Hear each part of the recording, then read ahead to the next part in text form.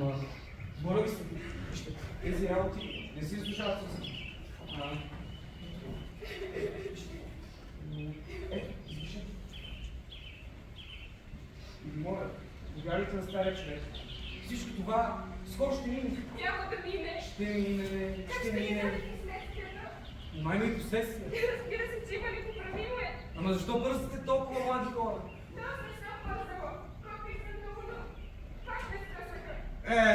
Сега. Това ли било? Плаче, защото се е скъсали. Поне какво ли скъса? На конкурса. Заради един конкурс, голяма работа. Да, голяма работа е. Всички ме изплачаха. Целият град, всички ме гради, всички ме родини. Как ще се върна сега? Добре, разбрах. Моля ви, не плачете и седете и ми обяснете абсолютно всичко. Изплаших се и... Толкова изглежда съботни, как да ме скъсат. Ама, че това е прекрасно. Това означава, че вие имате усет за музиката, защото познавам хора, които свирят и дори не осъзнават, че нямат усет за нея. А вие какво си мислите, че музиката е нещо, което се случва ето така, от раз? Не. Страданието трябва да пресвета.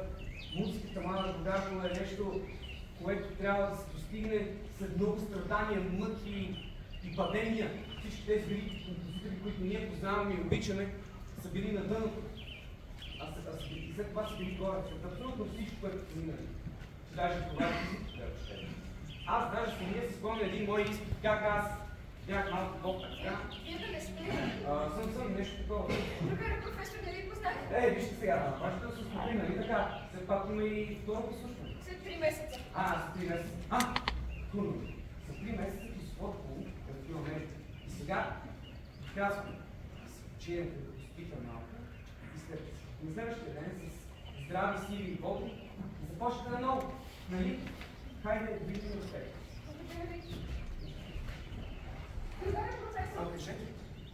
Може би ще бъде много нахално, но ще да видите толкова добро свет. Не може ли да чуете веднъж?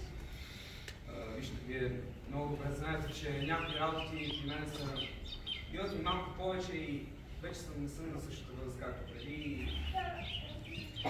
Благодаря ви, професор. Всъщност, почакайте малко. Аз все пак ще измисля нещо. Ще се обадя и така. Да, моля. Благодаря ви. Довиждане. Ма ти какво правиш? Така да е. Абсолютно нищо. Разхождам си се. Да. Страданието, което ражда песента, а Христофор Колумб. Моля се. Не се подиграе на нищо, ми помогни. Аз не мога да й помогна, аз класическа музика не разбирам. Аз съм по-страна. Жалко. Но не може кариерата да изсипа заради някакъв си мармор педант. Е талантливо. То си вижда. Вижда се. Добре, не можеш да направиш още една магия за мен. С това човек тук не помагат нито магии, нито фокуси, нито хипнози. Жалко. Тук стават връзки.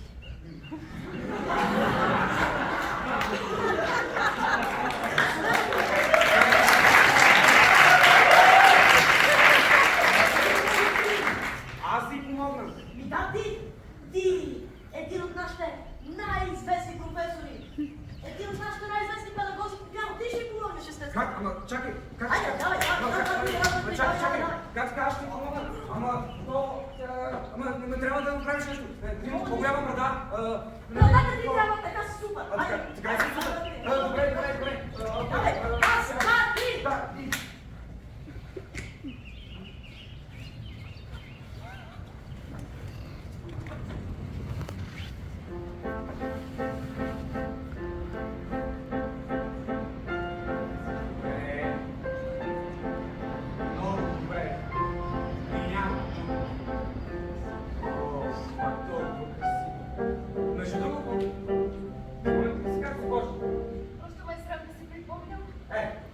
Моля ви се, нормално, защото всеки музикант в началото трябва да бъде създаден.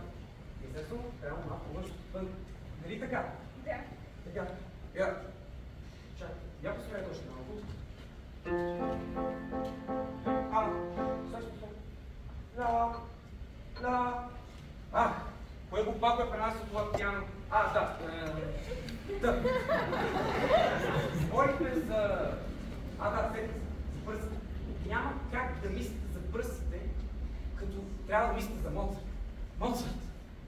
Това е един разбойник, един символ, символ на нас, майска пролет, която тук всички ние обичаме и се радваме да видим всяка година. О, Моцарт, този красавец, който хае на цветя и особено на роза. Говорихме за роза.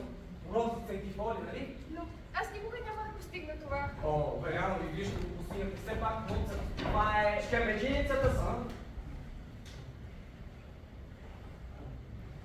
Извинете, ще хапна много. Не. Може се, остани тук. Запознай се с новата ученичка. Абе, човек, какво направи сега? Не. Парчето се прави. Ще ти дам на тебе ни здрави, парче. Хайде, моля ти си тръгвай си, че имаме по-важна работа. Извинете. Довиждане. Значи, това между другото.